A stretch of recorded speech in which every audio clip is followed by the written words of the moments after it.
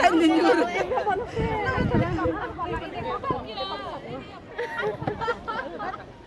Càng này nó đang nhuruh.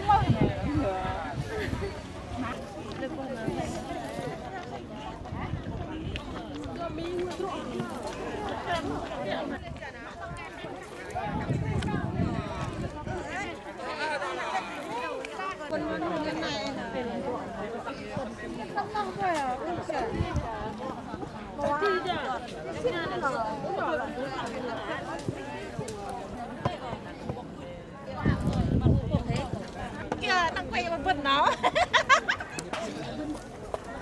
Kìa, lắm.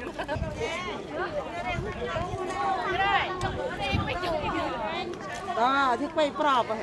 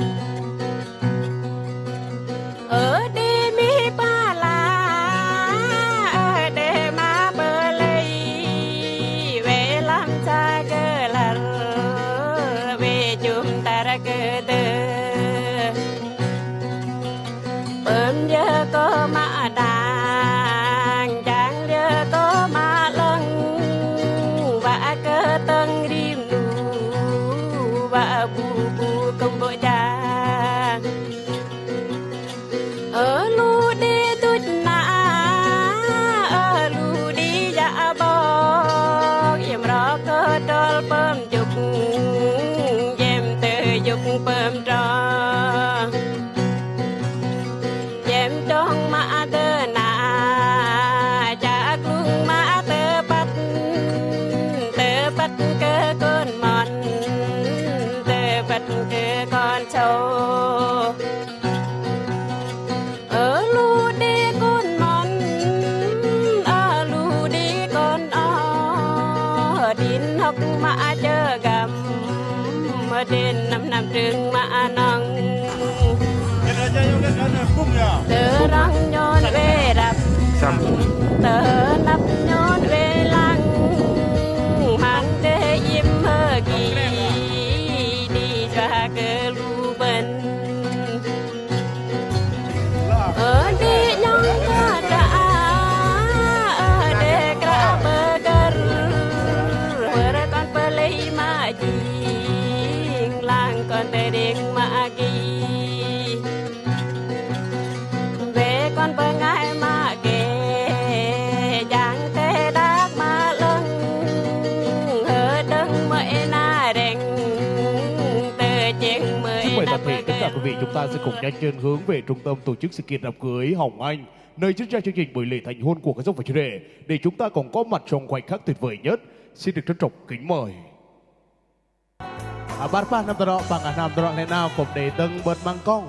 Sương yêu cởi những bên đừng play ta chế. Bên cùng để man cho phút trình ra bên để nó ngồi rất thâu sòng sà sòa đai. Lắm nát chất yêu cờ nam taro bọc áp rớp hàm bọc thuê cùng bị chiên phố ban. Con lớp cùng để bị chiên nam taro lena thúc coi cho bên nào. Nhôn bằng ai bị lanh giờ bình sương yêu cờ đi đăng nhau bên về từng cờ gạt ngoái mà đi để mệt bớt tầm mầm sòng sà. Lena thúc coi cho bên nào những bên rộp ti cờ barpa nam taro. Bằng bình sương yêu cờ những bên mất làm đi nào rồi bên yêu cờ đi ngồi. Song sa do hadai lam nar chất hiếu cả barpa nam tano bên lam nar nào lên nào công đề trong khán giả met cả barpa nam tano pin sương yok cả nhong mi ma tu na dạ bọc bên con mon con sau bên doa cái bier và cả nhong bên tri jeng bật je tamam rõ re nào đây các bạn công đề met bên tamam đặc nhã bên và cả bên doa kia bên doa tamam kia bên ngồi bên này bên doa lên tu chỉ bên nào pin phơi cả nhong bên về từng cả ngoái mà đi để met bớt tamam sọc xa bên Goropti Barpa làm nó bằng bên mất lâm thế nào pin bên này cả đi đang nhau bên quý vị thân mến, vài giây phút ở đây hai bên gia đình cũng như cô dâu và chú rể đang đứng chờ hoan nghênh chào đón toàn thể tất cả quý vị. Chúng ta là những chủ nhân của cánh thư phòng trong buổi chiều hôm nay, là những người thân của gia đình đã hiện diện tại nơi đây để chúng ta cùng đến với ngày vui hạnh phúc lễ thành hôn của chú rể Sum xuất hiện cùng với cô dâu Y Nhuân. Và xin được trân trọng kính mời toàn thể tất cả quý vị, chúng ta sẽ cùng nhau tay bắt bàn mừng cùng với hai bên gia đình. Và xin được trân trọng kính mời quý vị, chúng ta sẽ cùng nhau dạo bước vào bên trong. Kính thưa quý vị, những chiếc bàn trên ghế cũng như mâm tiệc ban tổ chức của chúng ta cũng đã sắp xếp những vị trí ngồi. Những chiếc bàn trên ghế cũng như mâm tiệc thật là xinh xắn để đón quý vị. Và ngày hôm nay sự hiện diện của toàn thể tất cả quý vị đó là điều gia đình luôn luôn mong chờ đón đợi trong buổi chiều hôm nay.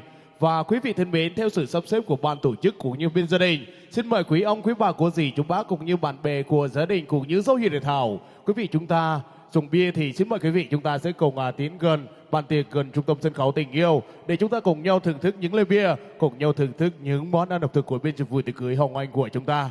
Và chúng ta sẽ cùng nhau gửi những lời chúc tốt đẹp nhất cho bên gia đình cũng như dấu hiệu để thảo. Chúng tôi xin được trân trọng kính mời và kính mời.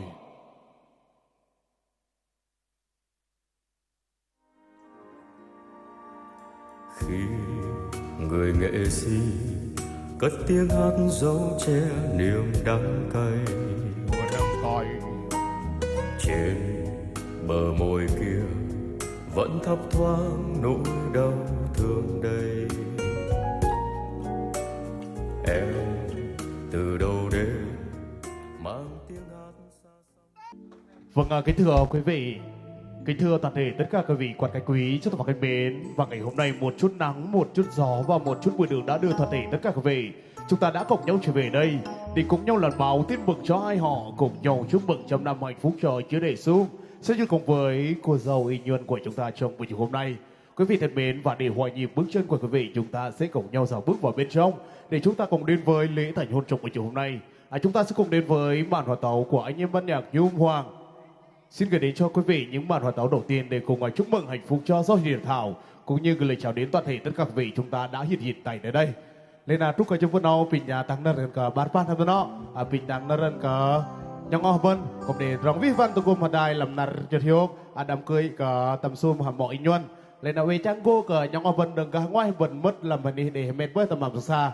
Cho phút nào bên cổ tưng măng nhong ở bên đừng bên nhạc Nhung Hoàng, cùng để rê bro sơn yok cả đi đâm nhong ở bên bằng hạ cát rong bên yok, anh cả bre tầm xum hàm mọi nhân nào, pin nhong ở bên bằng hạt đài.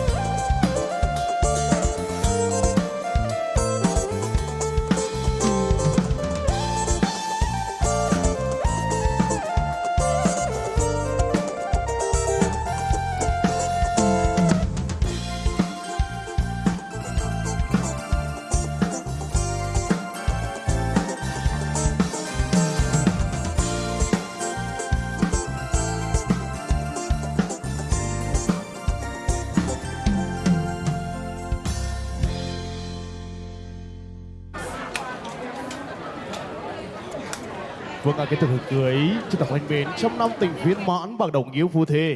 Như vậy là những điều ấm áp và tuyệt vời nhất trong ngày lễ tình yêu lên ngôi của chú rể Sum. Sẽ cùng với cô dâu Y Nhun trong buổi chiều hôm nay. Chỉ còn chút ít thời gian nữa thôi là chương trình của chúng ta sẽ được phép bắt đầu.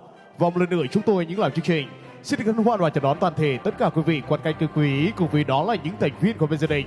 Chúng ta đang phía ngoài sảnh tiệc. Xin mời quý vị chúng ta sẽ cùng nhau ra bước vào bên trong để chúng ta cùng an toàn và chúng ta sẽ cùng đem lại những gì tốt đẹp nhất cho đôi bên của chúng ta trong buổi chiều hôm nay.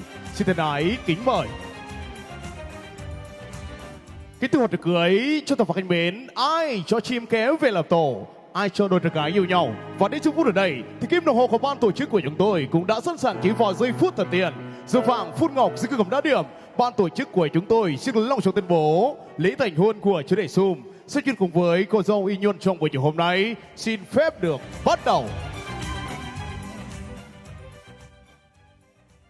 Kính thưa hội trường cưới, cho tôi khánh mến, Y Thuật xin phép được vui mừng nồng nhiệt chào đón toàn thể tất cả các vị quan khách quý, cùng với đó là những thành viên của hai bên gia đình. Chúng ta đang có mặt tại một không gian vô cùng lộng lẫy trang trọng ấm cúng để chúng ta cùng đến với ngày vui hạnh phúc lễ thành hôn của chú rể Sum và cô dâu Y Nhun. Kính thưa quý vị, và trước hết xin phép chúng tôi xin dành những lời đầu tiên, đó là lời cảm ơn chân thành, lời kính chúc sức khỏe và lời chào chúc mừng đến quý vị.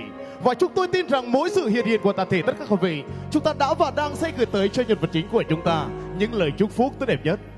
Kính thưa quý vị, hôn nhân đó là một điều tuyệt vời nhất trong cuộc sống, đó là một dấu mốc lớn và quan trọng. Ai cũng vậy, cặp đôi nào cũng thế, cùng đều mong muốn và khát khao được chạm tới. Và còn điều gì tuyệt vời hơn khi chúng ta được nắm tay người mình yêu, băng qua những dấu mốc của thời gian, cùng nhau vượt qua những thăng trầm cùng bên nhau để đối dựng tình yêu và cùng ấy đi tới một tương lai và những niềm hy vọng. Và ngày hôm nay, chúng tôi cũng như toàn thể tất cả quý vị chúng ta đã hiện đại nơi đây để chúng ta cùng nhau chúc mừng cho những phút như vậy khi hai nhân vật chính của chúng tôi họ đã gặp, đã quen và đã yêu nhau như sự sắp đặt trước của đời mình. Và để rồi ngày hôm nay, đó chính là những thân ôm đầu tiên cho giấc mơ hạnh phúc ấy. Quý vị thân mến, và cho có lẽ chúng tôi không làm mất thêm thời gian của quý vị nữa, chúng ta sẽ cùng nhau gặp gỡ những nhân vật chính người đã cho chúng ta có lý do để chúng ta cùng hiện tại nơi đây. Vài giây phút ở đây, chúng ta sẽ cùng nén lại câu chuyện riêng tư, hướng ánh mắt về phía cùng hội trường cưới để chúng ta cùng nhau chào đón chú rể Sum và cô dâu Y Nhun sẽ cùng tay chống tay trở về vị trí nước Hoàng để cùng dẫn mắt và chào đón toàn thể tất cả quý vị. Xin được trân trọng kính mời.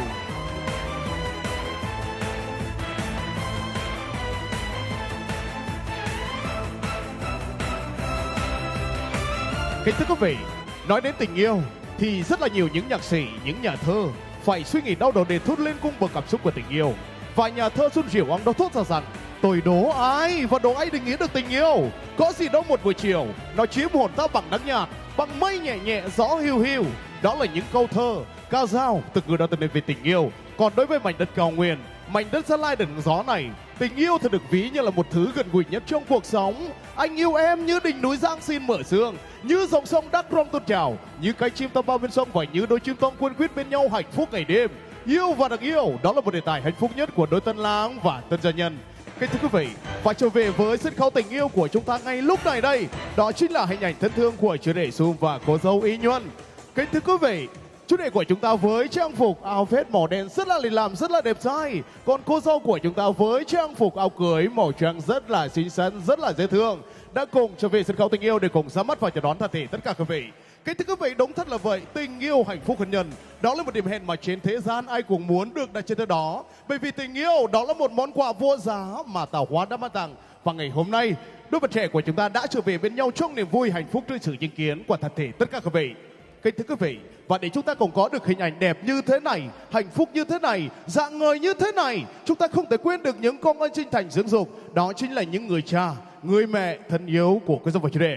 Vài giây phút ở đây, tôi xin được phép giới thiệu và xin được trân trọng kính mời chủ hôn nay họ sẽ cùng trở về sân khấu tình yêu để gia đình của chúng ta sẽ cùng ra mắt và chào đón hôn cưới trong buổi chiều hôm nay.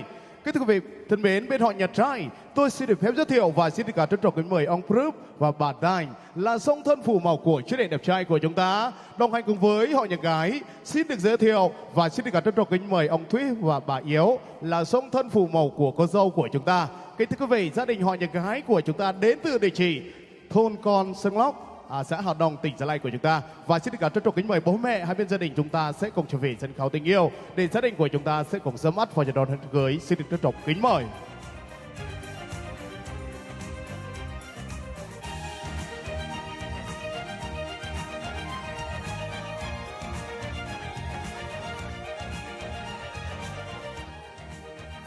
Kính thưa của ông cụ bà, cô dì, chú bác, kính thưa toàn thể tất cả quý vị quan khách quý chúng ta phải mến.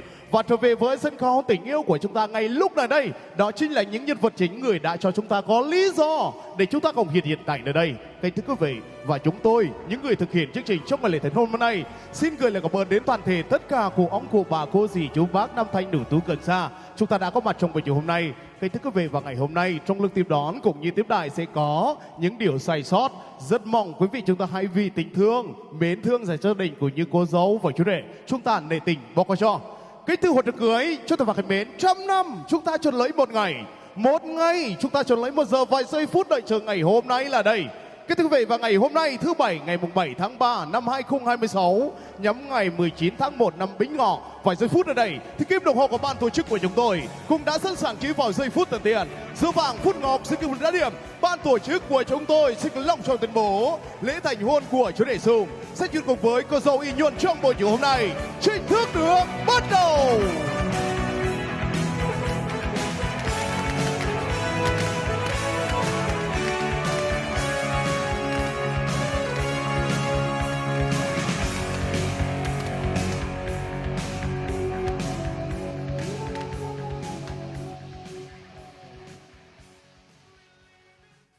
Vâng, xin cảm ơn những tràng pháo, những tiếng bong bóng nổ rất là lồng lệnh để chúng ta cùng đến với lễ thành hôn trong buổi chiều hôm nay. Ở trong mai cái anh, nát nào, nát chân hiếu cả ba nằm nó, đừng play parabal, đừng đi parabal, còn thằng lớp cùng để hơi dạ vạ bal, lắm nát nào, nam tụi nó cùng để bị chiên tụi nó bộ ban, còn thằng lớp cùng để bị chiên, nam tụi nó làm còn play plaban, nát nào nam tụi nó cùng để khao vân trong bên đừng play tay chế, để nằm rút áo sang xa rồi hạt đai làm nát hiếu. Bên công đề tận nơ bên nê hakat bên hiu kan cả bar bah nọ lên là trúc cái chút nào bên cô tăng măng cả bar bah nam nọ công đề tận bên nê trúc cái nhong bên lên hạt đol bên cô tăng măng nam tận nọ rong lo pin cả bao cả proof công đề nơ bên nê trúc nhong bên pin nhong bên măng hạt đai bên nê bao đây phang bên nê nhong bên tai chế để mình nở giờ trúc tờ ní nọ ngồi bar bah nam nọ nhôn nó tầm mam cũng ước đề lờ mà địa địch nó pin rong là trong bên này cái nhỏ là để vui quan nhộn cùng nhộn đừng nó pre trúc nó cho nó cùng lẽ tọ ti hul hàng nó bên này bên lờ lên này nhong bên tap ti bên này cả nam rong lo cùng đề rong petro bên này cả nhong bên tap ti mà run biao ai pin bên đây có nhong bên lờ nên là trú cho bên đâu bên của tân măng tân nam đọc can cũng đừng play tay play cái chuông đừng play còn xứng lót đừng xả hát đông cũng đây nằm rút tàu còn mà nhong bên cũng lờ để nông thôn âu và song xa rồi đây lên là bên của tân măng bọc thuê còn mà để nợ bên đây trú cả nhong bên pin nhong bên măng hạt đây bình mạch đi đang cái bên này cái nhong cho nằm ngồi chợt bằng nhồn tàu dành thời gian nằm ngồi tàu lên là phạm minh vẫn đang nhong bên tapi maran mẹ bên đây cả bar pa nằm đâu cầm đề betul bên đây nhong bên tapi biết nó pin bên đây cả đi đang nhong bên là pin đồng nát để gọi em tapi ở nhong bên cái anh làm chút phút nào bên cổ lăng tới sân khấu nào lăng cả con lớp cổ ăn cả mẹ bác cái chọc đạc rong mềm tôi bố ăn cả đi đang nhong bên mar sự để bên đây cả mẹ bác để bên chiên mar sự mẹ rong mar sự ăn mar sự để nạt chân hiếu thằng nào vài giây phút ở đây anh xin mời bên tiếp tân sẽ cùng đưa ly nước đến cô dâu của chủ đề cùng đức sinh người hỡi đừng quên cùng cha như núi Thái Sơn nghĩa mẹ vẫn cô chú đại vàng đi môi xin chúc mừng cho gia đình của chúng ta từ đây đã là một nhà xin chúc mừng làm người ở trên đời nhớ cùng người sinh dưỡng đó mới là hiền nhân vì đâu anh nên người tài ba hãy nhớ cùng sinh thành và giây phút ở đây chúng ta sẽ cùng nhau chào đón chủ hôn để họ sẽ cùng xuống bản tình rất cùng mình để chúng ta sẽ cùng nhau chứng kiến những khoảnh khắc những giây phút tuyệt vời nhất của chú rể Sum và cô dâu Y Nhuân. Và sau đây xin mời chú rể Sum sẽ cùng nắm tay cô dâu Y Nhuân về phía bên tay phải trung tâm sân khấu tình yêu, nơi có chiếc bánh kem để hai bạn sẽ cùng nhau cắt chiếc bánh cua thế. Nguyện cầu đến 50 năm về sau được quấn quýt luôn bên cạnh nhau, ngồi trên xích đu trong hoàng hôn, cảm nhận ánh nắng khi làm chiều buông. Gió la đà nhẹ nhàng lướt qua, sông suối dòng lãng đang về xa. Hàn huyên những ngày thơ khi xưa, thuở ta mới có nhau đón đưa. Nguyện cầu đến 50 năm về sau được gắn bó không xa rời nhau. Dù mái tóc khi ấy bạc phơ thì mình vẫn nói những câu thương nhớ. Tay đan vào bàn tay của nhau trong Chúng ta cùng đếm nào, cô dâu và chú rể nhìn nhau đi nào, chúng ta cùng đếm nhá. 1, 2, 3. Xin chúc mừng cho cô dâu và chú rể trăm năm tình viên mãn bắt đầu nghĩa vụ thề. Xin chúc mừng.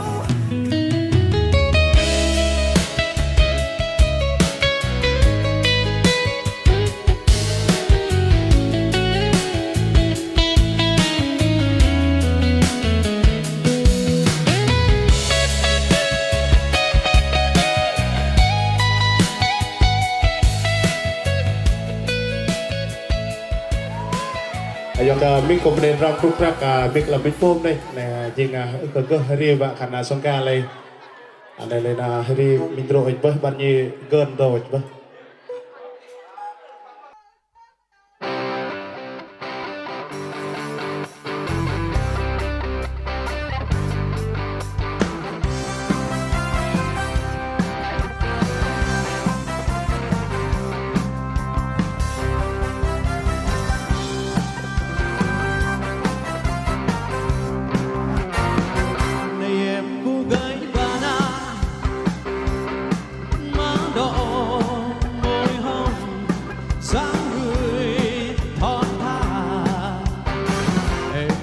Chỉ bên suối vắng, em ta chỉ bên rừng già.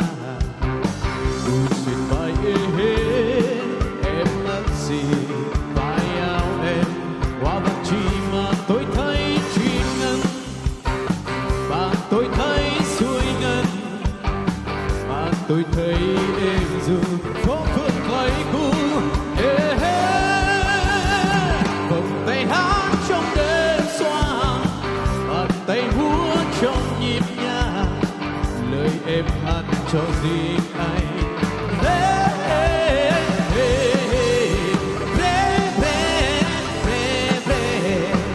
Này em bertok remai, kukong bertok remai, kukong bertok remai, kukong bertok remai, kukong bertok remai, kukong bertok remai,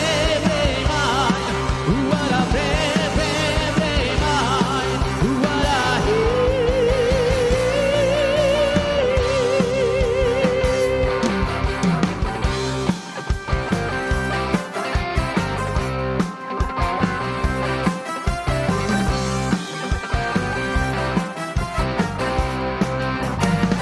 Này em cô gái Ghana, má đỏ môi hồng, dáng người thon thả. Em ca chi bên suối vắng, em ca chi bên rừng già. Buồn xuyên vai hết, em mang xin vai áo em. Qua vạt chi mà tôi thấy chim ngân, mà tôi thấy suối ngân, mà tôi thấy em dừng phố phượng lấy cu.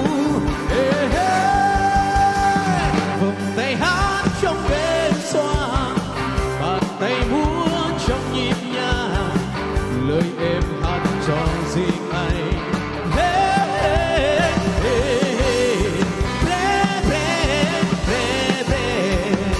Này em bertok remai, kukong bertok remai, kukong bertok remai, kukong bertok remai, kukong bertok remai, kukong bertok remai, wala remai, wala remai.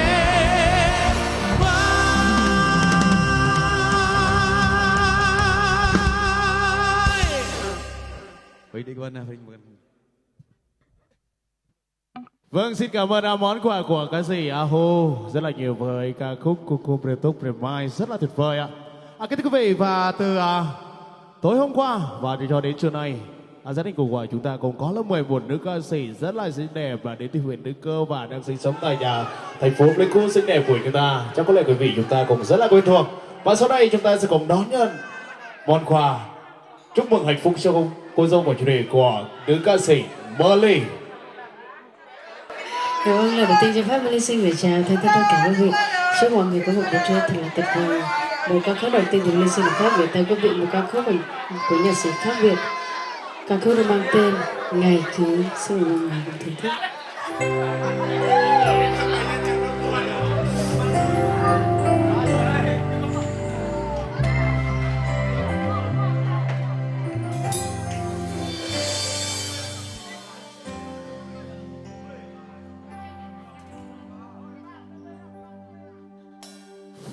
Giây mong chờ ngày hôm nay đến rồi, lúc em thức dậy lòng bỗng thấy xót xa.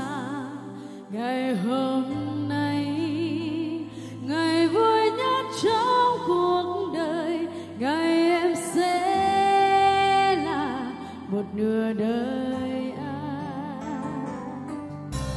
Tiếng chuông ngân lên giờ thiêng liêng đến rồi, mắt em long lanh giọt nước mắt khẽ rơi, niềm hạnh phúc hòa theo nước mắt em rồi, nụ hôn ấm nồng đặt lên khóe môi.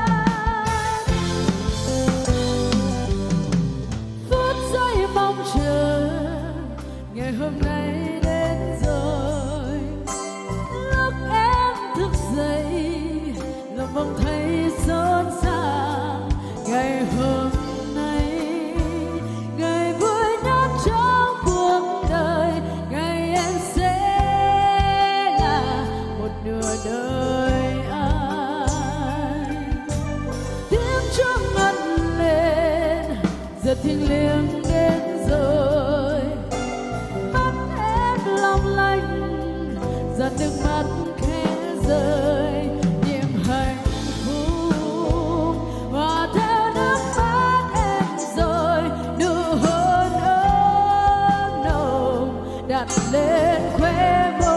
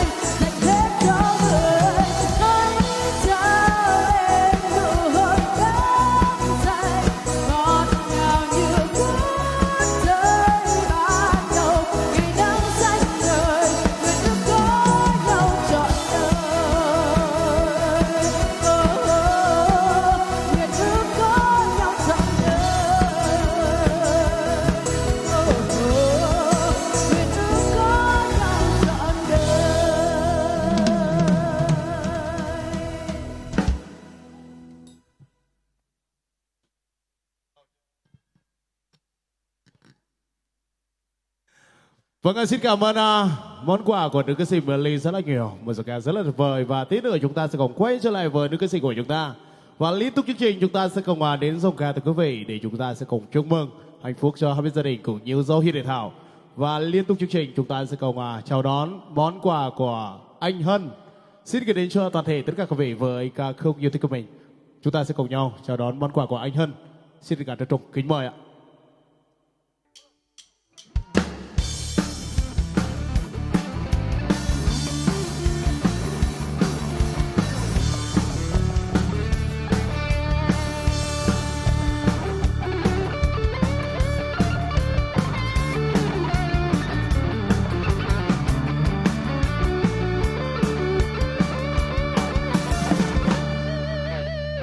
Anh muốn sống em trọn đời như núi chưa prom nước bên mặt trời, ngày ngày mặt trời say mê cõi nước. Anh muốn sống em trọn đời như áng mây khát khao bầu trời của em, tình yêu của em, mùa xuân ơi.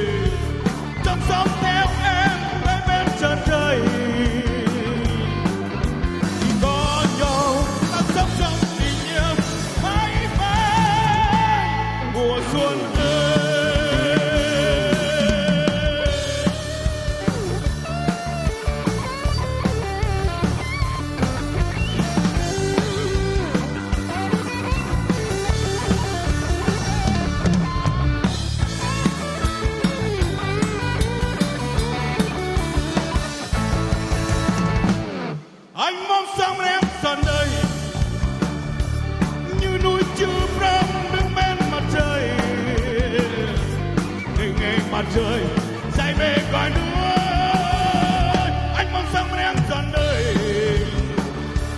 như áng mây khát khao bầu trời của em, tình yêu của em, mùa xuân ơi. Tình yêu tôi như màu xanh ngàn lá rừng có sương ơi, tình yêu tôi như dòng sông cùng tuôn trào. Bao giờ khô cạn không khi nào tan hết, khiến mãi mãi như con sông dài dòng sông theo em tới bên chân trời. Khi có nhau và sống trong tình yêu mãi mãi mùa xuân ơi.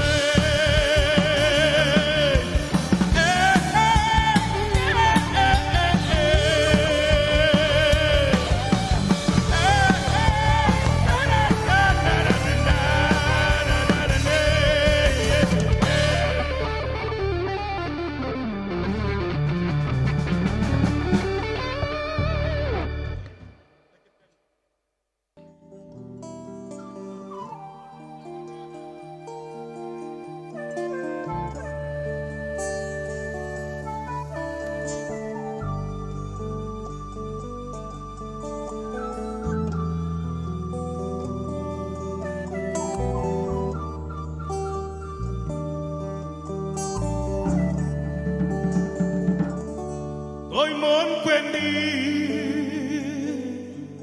tháng với nghề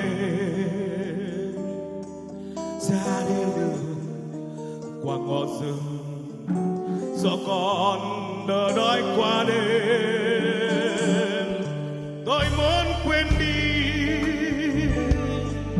đôi chân trần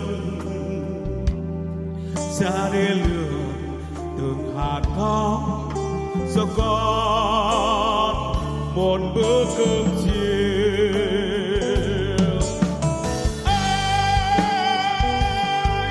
Ngày ra đôi vai người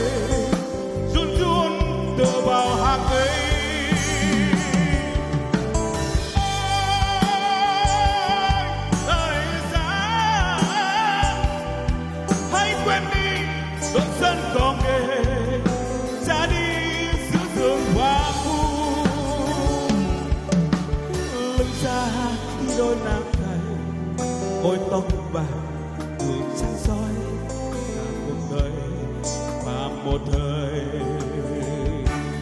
đôi chân rơi.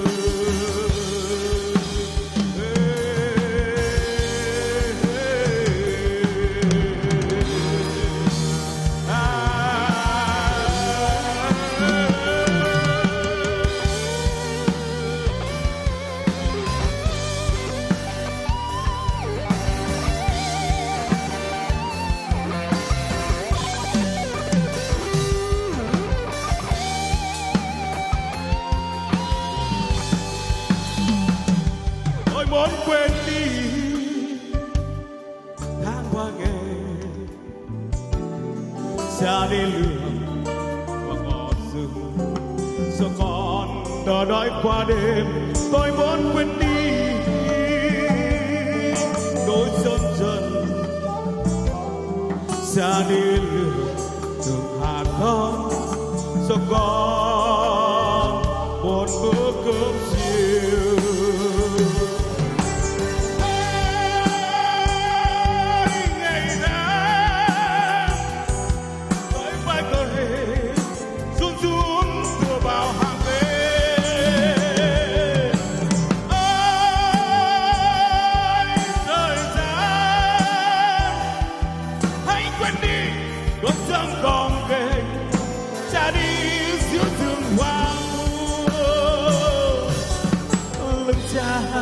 Đôi nắng gầy ôi tóc bạc từ sắc soi cả cuộc đời qua một thời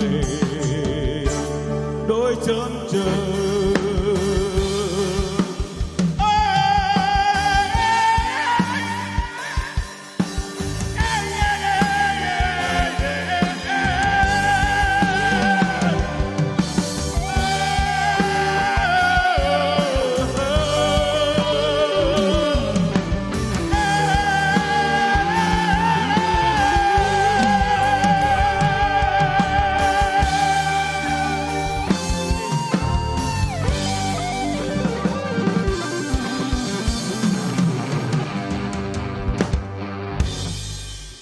Vâng, xin cảm ơn món quà của anh Hân rất là nhiều. Với hai ca khúc vừa rồi, Anh Muốn Sống Bên Em Trọn Đời và ca khúc Đôi Chân Trần rất là tuyệt vời. Một dòng ca Núi Rừng. Kính thưa quý vị, và liên tục chương trình và chúng ta sẽ cùng nhau chào đón món quà của chị L đến từ Play Tour. Xin mời món quà của chị L ạ. Và đây là yêu cầu của gia đình ạ, là muốn chị góp vui chương trình, chúc mừng hạnh phúc cho các dòng phải chủ đề với ca khúc yêu thích của mình. Xin mời chị L.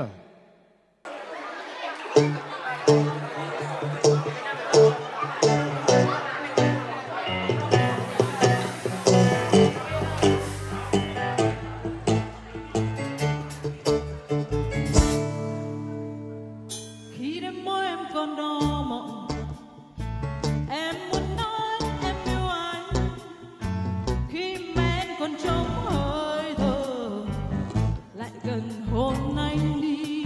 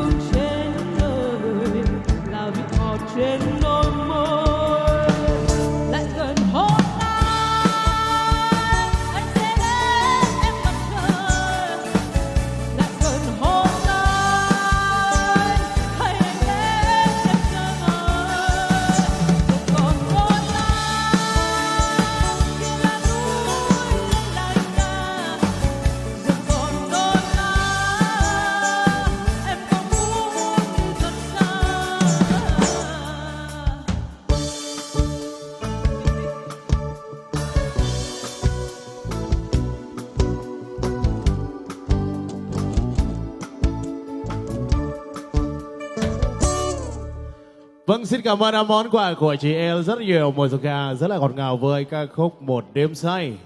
Và quý vị thân mến, và liên tục chương trình chúng ta sẽ cùng đến với món quà của bạn Phu đến từ gia đình họ nhà gái đến từ Đắk Sâm Mây. Xin được trân trọng kính mời món quà của bạn Phu.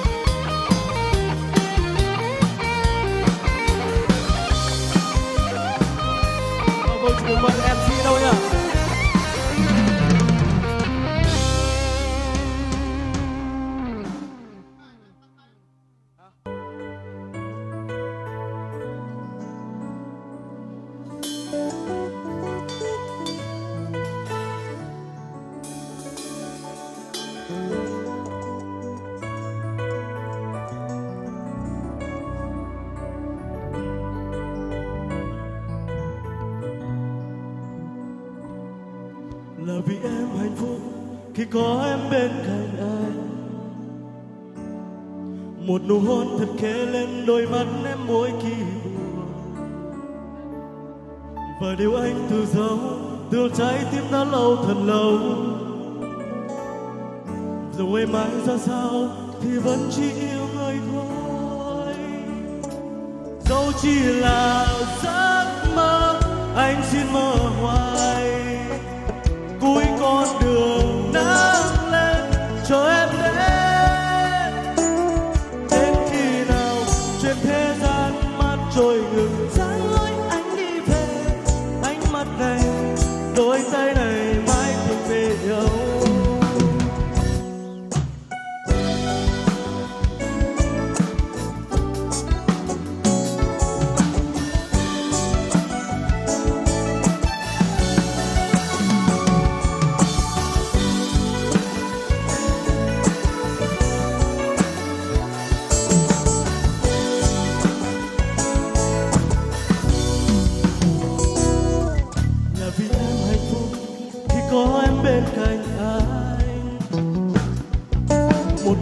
thật khẽ lên đôi mắt em mỗi khi buồn.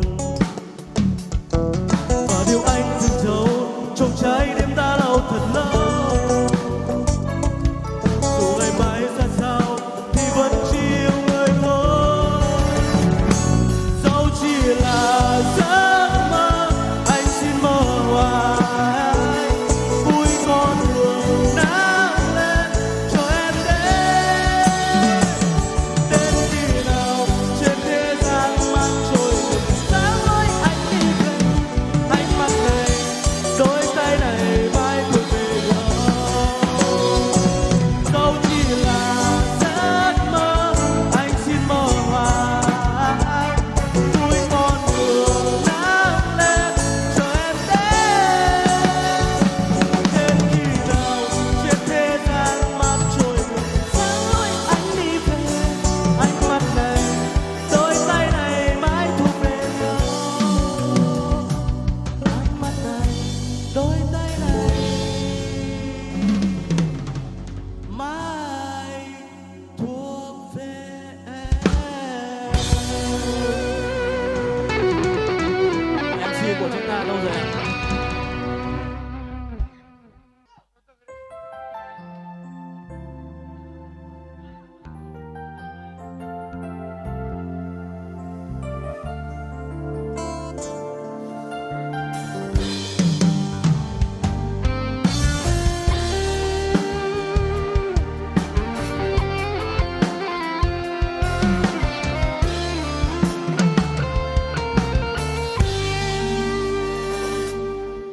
Em người gì không từng hạt mưa đang gọi tên, theo bóng thấy thương như bạn đó cô tiếng bóng cô vòng.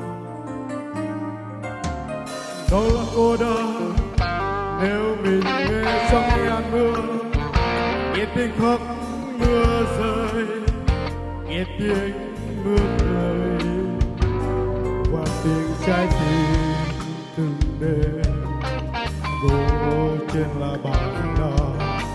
Em yêu gì không hỡi em, vì em thương em như thương cây bàn đá. Cây giá lòng sao đói đường, vì anh thương em như thương hát vườn non dài vỡ rồi mà có đường đau. Anh thương em sẽ cho mình thương sâu vì đã năn bền vô cùng.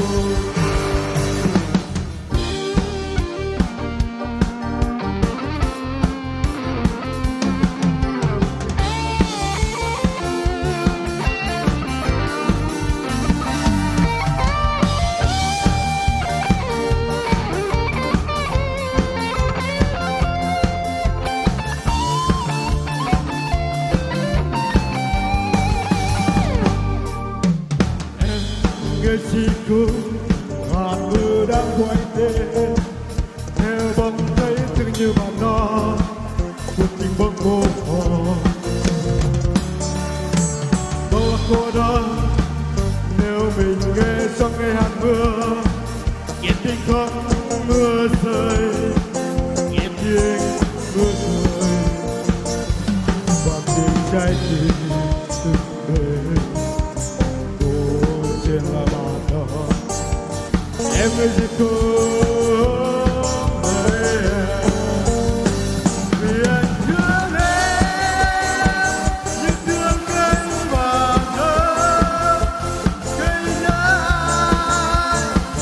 lòng sao đói đường,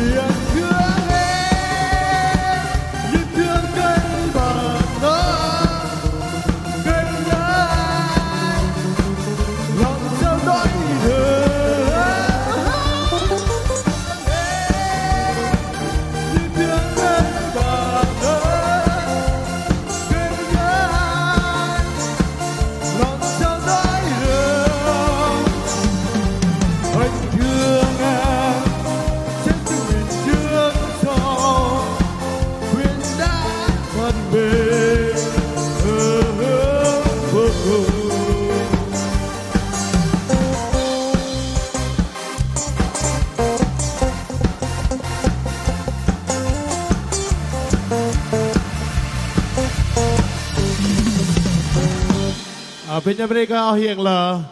Nah, putra orang ini tengah pinya brem. Tak tahu teng.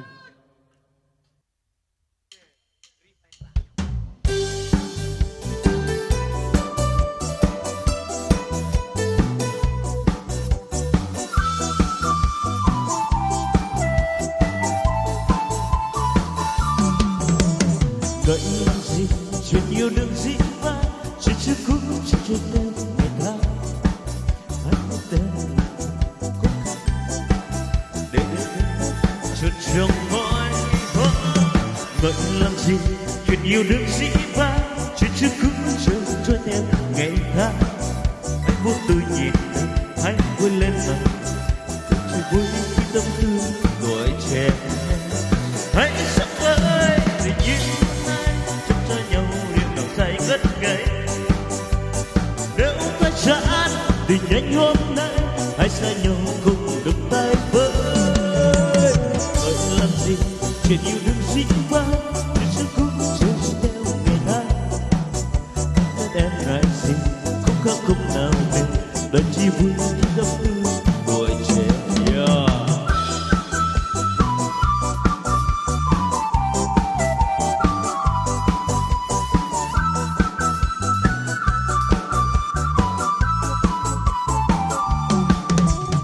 Đợi làm gì chuyện yêu đương dĩ vãng, chuyện chưa cũ chờ tôi em ngày tháng. Hát lên em ngại dừng cũng không nào đời chỉ vui khi tâm tư tuổi trẻ. Hãy sống với tình yêu hôm nay, chúc cho nhau điều nồng say ngất ngây. Nếu phải chán thì nhanh hôm nay hãy xa nhau cùng được tay với. Đợi làm gì chuyện yêu đương dĩ vãng, chuyện chưa cũ chưa theo ngày tháng. Hát lên em ngại gì khúc hát không nào đều đời chỉ vui khi tâm tư tuổi trẻ.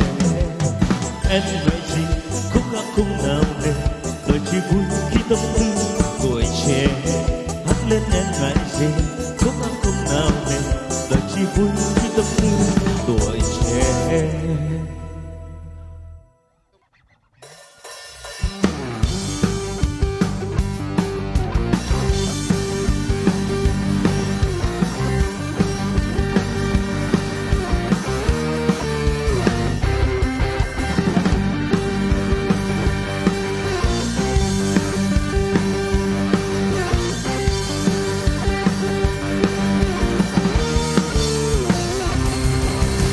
Một ngọn lửa hồng còn bếp đá, một ngọn lửa hồng dám dừng dài, một ngọn lửa hồng bồi hồi cháy mãi. Ôi cao nguyên em thương ai thì chẳng về nơi đang chờ ai. Một ngọn lửa hồng từ bao la, ngọn lửa tìm về với cội nguồn, ngọn lửa bồi hồi cháy mãi. Ôi cao nguyên những chiến sĩ cao nguyên bên anh nữa.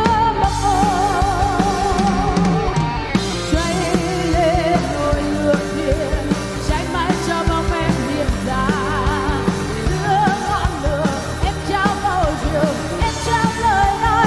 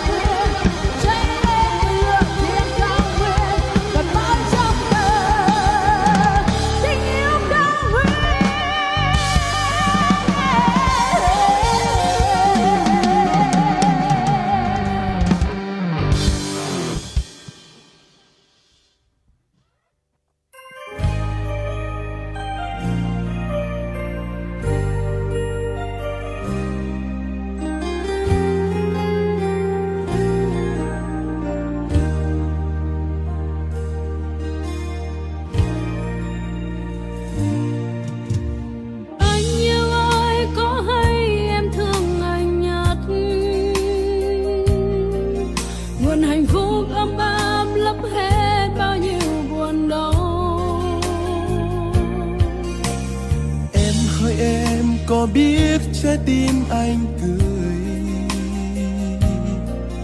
vì đã khiến con tim anh đã hạnh phúc hơn xưa.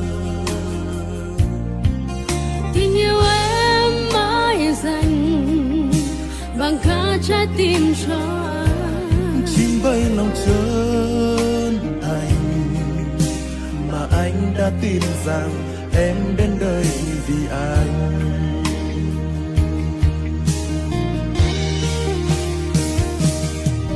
Ngàn điều ước anh đã viết nên câu chuyện cổ tích, là nàng thơ tươi vui mai đắm say trong thiên đường và cho anh mát với câu ngân nga hòa cùng ánh nắng mai. Hãy giang đôi tay nắm lấy, nguyện cùng em vẽ nên tình yêu chúng ta tuyệt vời. dòng khắp ơi thâu mơ tới khắp dòng lũ, lời mặc lâm hi biết lời niên ra làm pran cho. Ở đây cầm thâu mơ ta dòng độc lao,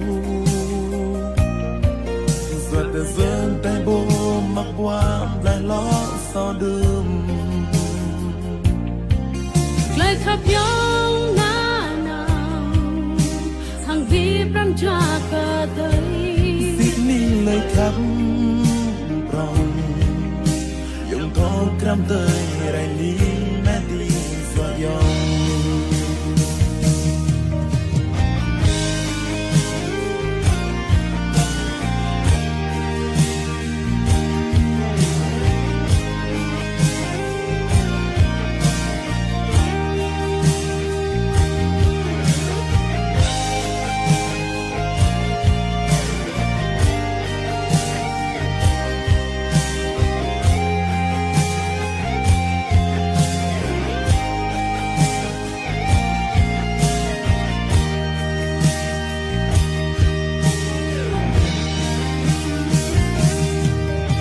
Một cái môi căng nhau chỉ chim cây khăn rai. Mình thì phát cho cả mặc ai bố nín cơ yam. Mà ta nhớ hàng cây ta lý để biết cây bằng ngát ba trang. Và ta chắc chắn ngân nhau và chỉ rõm biết chỉ xa lời cặp cặp yam.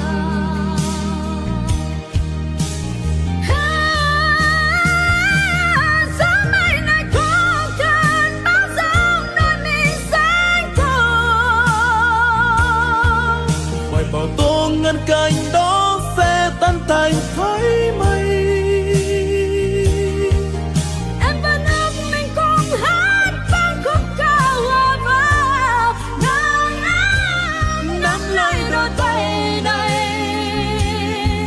Mình cùng viết lên câu chuyện luôn tuyệt vời mãi mãi.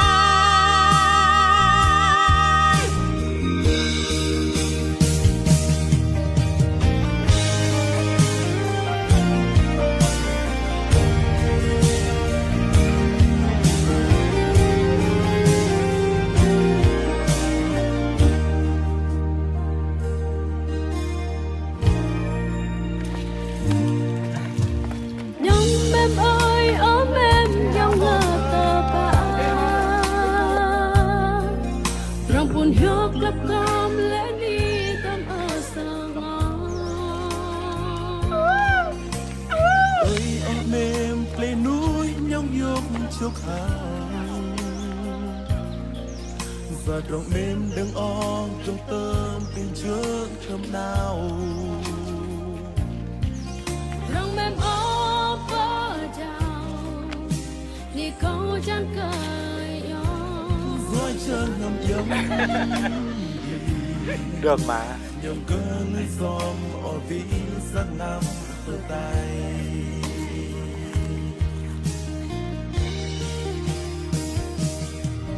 cầm tờ trong nhông tay chỉ ra có lệ hờ mòn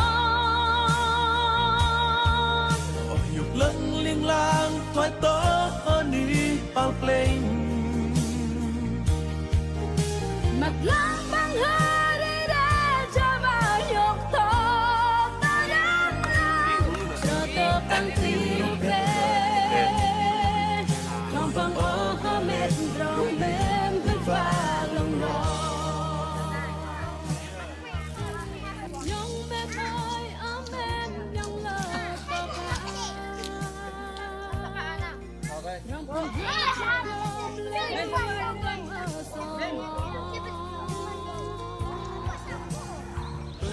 ơi plei núi nhung hiu chô khao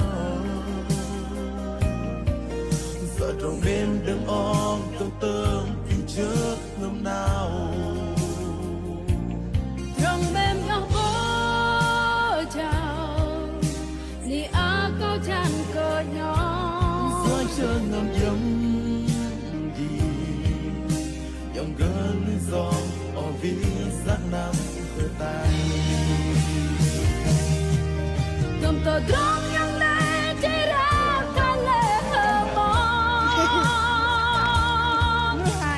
lớn liên la bên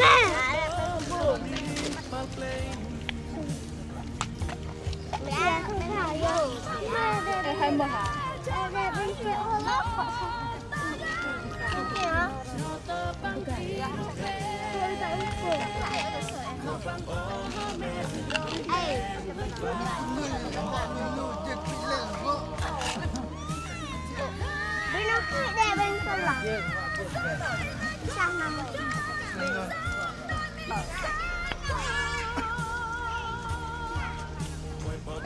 ngân canh đó sẽ tan thành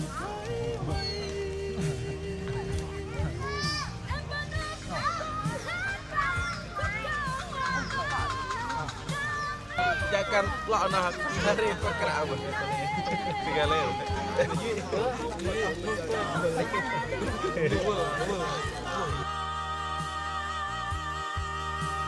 hello hello xin chào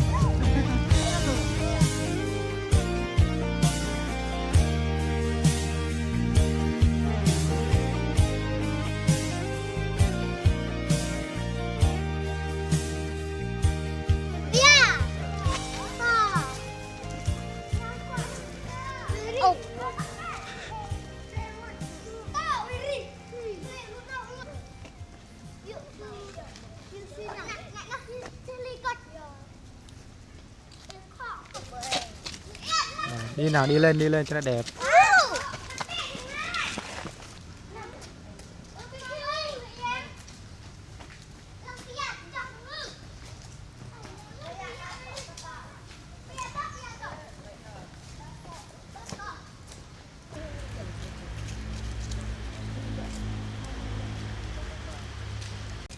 Rồi, em lấy em này mua nó lổ.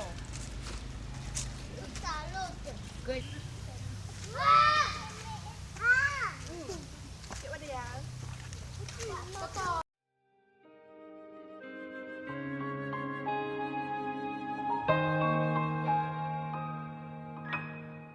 Trời chiều người em gái vẫn đi trên thảo nguyên xanh,